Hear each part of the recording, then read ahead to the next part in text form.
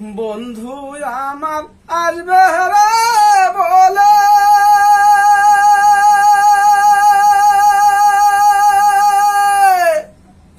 ওরে ঘর বাঁধিলাম নদীর কুলের বন্ধু একবার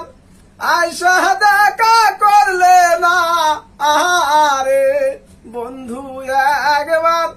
আইসা দেখা করলে না আহারে বন্ধু আমার আসবে রে বলে